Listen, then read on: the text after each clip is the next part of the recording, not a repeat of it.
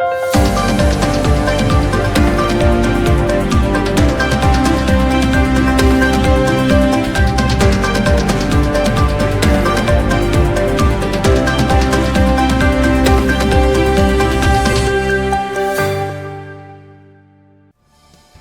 warga Jakarta, jumpa lagi bersama saya Robi Jayadi. Program Berita Jakarta hari ini, Jumat 31 Juli 2026, akan menghadirkan berita pilihan dan informasi terbaru untuk Anda. Sebelum kita ke berita utama Berita Jakarta hari ini, dari meja redaksi telah kami siapkan 3 berita pilihan dari website beritajakarta.id. Berikut ini. Gubernur DKI Jakarta Pramono Anung meminta Dinas Pendidikan segera menyelesaikan pembangunan gedung SD Negeri Cipetai Utara 01 Kebayoran Baru. Proyek ini sempat terhambat karena adanya perubahan rencana menjadi bangunan multifungsi 20 lantai. Kini pembangunan kembali difokuskan hanya untuk sekolah dan ditargetkan rampung pada September 2026.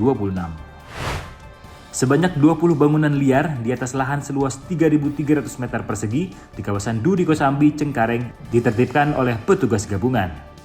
Penertiban dilakukan karena bangunan berdiri tanpa izin di atas aset milik pemerintah Provinsi DKI Jakarta. Selanjutnya lahan tersebut akan segera dipagar untuk kembali difungsikan sebagai sarana olahraga. Suku Dinas Perhubungan Jakarta Selatan memastikan fasilitas Pelican Crossing di Jalan Kapten Tendean sudah dapat digunakan oleh pejalan kaki. Fasilitas pengganti jembatan penyeberangan orang ini juga dilengkapi alat pemberi isyarat lalu lintas.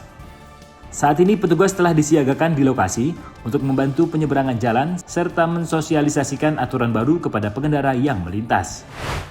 Informasi selengkapnya warga Jakarta bisa langsung kunjungi website beritajakarta.id, website berita resmi pemerintah Provinsi DKI Jakarta.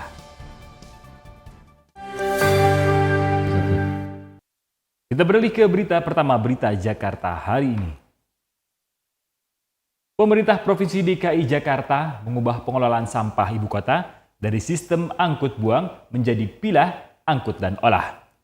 Sebagai langkah nyata, Pemprov DKI telah menyiapkan lahan seluas 40 hektare di kawasan Ciangir, Banten yang dikhususkan untuk pengolahan sampah organik. Pemerintah Provinsi DKI Jakarta terus berupaya memperkuat program pengelolaan sampah, baik sampah organik maupun anorganik. Gubernur DKI Jakarta Pramono Anung mengungkapkan telah menyiapkan lahan seluas 40 hektar di Ciangir, Banten yang akan menjadi bagian dari ekosistem baru pengelolaan sampah Jakarta agar beban TPST Bantar Gebang terus berkurang. Nantinya, fasilitas di Ciangir hanya akan difokuskan untuk mengolah sampah organik. Sementara itu, sampah anorganik akan diproses melalui jalur lain menjadi bahan bakar alternatif atau RDF dan hanya sisa residunya saja yang akan dikirim ke Bantar Gebang. Berapa hektar? Ada 40 hektar. Besok hari Jumat saya akan melihat. Dan ini merupakan satu bagian dari ekosistem penanganan sampah yang ada di Jakarta. Langkah ini merupakan wujud transformasi pengelolaan sampah di Jakarta sejalan dengan Instruksi Gubernur Nomor 5 Tahun 2026. Dengan adanya sistem baru ini, diharapkan dapat mengurangi praktik open dumping di TPST Bantar Gebang secara signifikan. Tim Berita Jakarta melaporkan. Kita beralih ke berita selanjutnya. Kemarau panjang yang melanda ibu kota dalam beberapa pekan terakhir membuat pemerintah Provinsi DKI Jakarta bersiap mengambil langkah tegas. Gubernur DKI Jakarta Pramono Anung membuka peluang untuk melakukan modifikasi cuaca guna mengantisipasi dampak El Nino, termasuk potensi memburuknya kualitas udara di Jakarta. Langkah tersebut disampaikan Gubernur DKI Jakarta Pramono Anung saat meninjau TPS 3R Menteng Atas, Jakarta Pusat. Menurut Pramono, Jakarta sudah tidak diguyur hujan selama hampir 3 pekan. Kondisi ini juga mulai memicu kekeringan di sejumlah wilayah penyangga. Saat ini, Pemprov DKI telah berkoordinasi dengan BMKG terkait perkembangan cuaca. Pramono juga telah memberikan arahan kepada Badan Penanggulangan Bencana Daerah atau BPBD DKI Jakarta untuk bersiap melakukan rekayasa cuaca jika sewaktu-waktu dibutuhkan.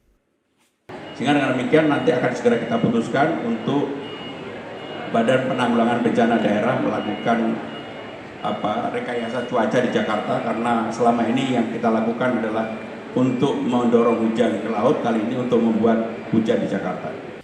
Selain modifikasi cuaca, Pemprov DKI Jakarta juga memastikan stok air bersih terjaga. Air ini akan didistribusikan ke lokasi permukiman warga yang mengalami kekeringan. Tim Berita Jakarta melaporkan.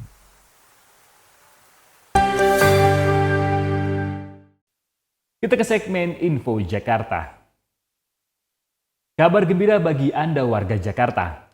Ajang kompetisi olahraga air Jakarta Water Sport 2026 siap digelar pada 1 hingga 2 Agustus mendatang di kawasan Danau Sunter, Jakarta Utara. Tidak hanya menyajikan kompetisi yang menegangkan, acara ini juga dimeriahkan oleh penampilan musik spesial dari Molukan Soul, Klub Dangdut Racun, Engger Dimas, dan masih banyak lagi. Jangan sampai terlewat. Yuk datang dan ramaikan karena acara ini terbuka untuk umum dan pastinya gratis. Kita beralih ke informasi cuaca. Sebelum memulai aktivitas esok hari, warga Jakarta bisa melihat perakiraan cuaca yang dirilis BMKG berikut ini.